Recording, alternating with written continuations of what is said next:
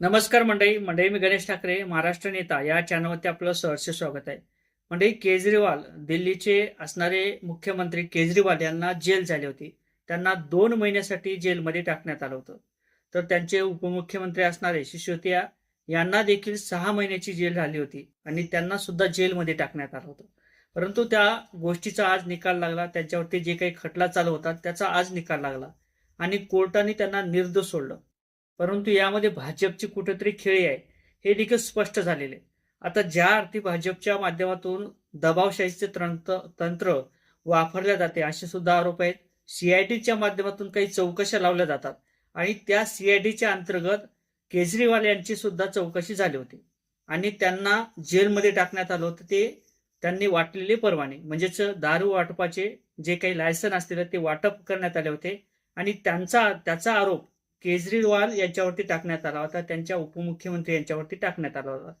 आणि त्यानंतर आज कोर्टाने काही खुलासे सादर केले. कोर्टाने सांगितलं की जे काही केजरीवाल आहेत त्यांच्यावरती कोणत्या प्रकारचा डॉट डॉट डॉट म्हणजे जे काही पुरावे सादर केलेले असतात त्यापैकी कोणत्याही प्रकारचे ठोस पुरावे सापडले नाहीत. त्या आधारे केजरीवाल यांना आम्ही निर्दोष सोडत आहे अशा पद्धतीचं कोर्टाने सांगितलं, उच्च न्यायालयाने सांगितलं.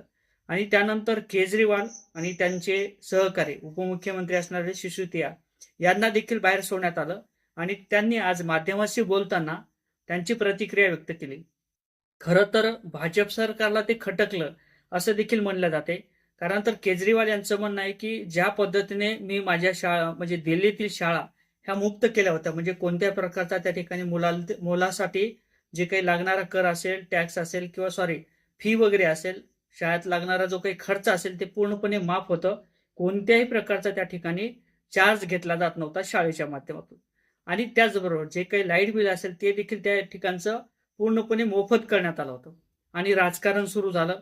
2024ला विलक्षण लागले आणि विलक्षण लागल्यानंतर केजरीवाल म्हणजे दिल्ली या ठिकाणी जे काही विलक्षण होते त्या दरम्यान केजरीवाल यांच्यावरती आरोप करण्यात आले आणि त्यानंतर त्यांचे उपमुख्यमंत्री आणि त्याचबरोबर 5 सहकार्यावरती सुद्धा त्या ठिकाणी जेलमध्ये टाकण्यात आलं होतं. त्यांच्यावरती आरोप होता की जे काही लायसन असतील ते बेकायदेशीर वाटप करण्यात आलेले आणि अशा पद्धतीने दारू वाटप झाली, अशा वगैरे लायसन वाटप झाले, अशा पद्धतीचं सोशल मीडियाच्या माध्यमातून सुद्धा मोठ्या प्रमाणात दाखवण्यात आलं होतं. आणि त्यानंतर कुठेतरी भाजपचं राजकारण हे टिकवायचं होतं, भाजपला त्या ठिकाणी सत्ता आणायची होती. म्हणून अमित शहा असतील आणि आपले भारताचे पंतप्रधान नरेंद्र मोदी असतील यांचा डाव होता अशा पद्धतीचं केजरीवाल यांचं म्हणणं आहे. आणि त्यांना त्या आरोपमध्ये जेलमध्ये टाकलं आणि त्यांना त्यांचं भाजप सरकार त्या ठिकाणी स्थापन करता आलं दिल्लीमध्ये, असं देखील केजरीवाल यांचं म्हणणं आहे. परंतु संविधान कुठे राहिलं का? संविधानाची बाजू कुठे मांडल्या जाते का? रोखठोक कुठे बाजू आहे का? आणि न्याय घेण्याची जी काही भूमिका असेल ती कुठे राहिली का? सीआयडीच्या माध्यमातून जी काही यंत्रणा असेल ही महत्वाची सीआयडीची यंत्रणा राबवली जाते किंवा सीआयडी एक महत्वाचं खातं मानलं जाते. परंतु अशा पद्धतीने सीआयडीच्या माध्यमातून जर चुकीच्या पद्धतीने अहवाल सादर केले जातील आणि एखाद्या निर्दोष व्यक्तीला त्या ठिकाणी जेलमध्ये जर टाकल्या जात असेल तर हे चुकीचं आहे असं देखील केजरीवाल यांचं म्हणणं आहे.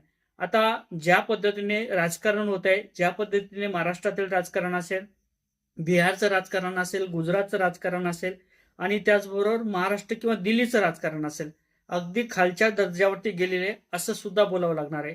ज्या पद्धतीने आरोप होतात त्या पद्धतीने कुठेतरी केजरीवाल याच्यावरती सुद्धा आरोप झाले आणि परत आता भाजपच्या माध्यमातून काही माहिती दिली जात आहे, काही सूत्राच्या माध्यमातून माहिती दिली जात आहे की आम्ही परत एकदा उच्च कोर्टात म्हणजेच उच्च न्यायालयामध्ये याचिका दाखल करणार आहोत आणि परत केजरीवाल यांना परत जेलमध्ये टाकण्याचा प्रयत्न केला जाऊ शकतो.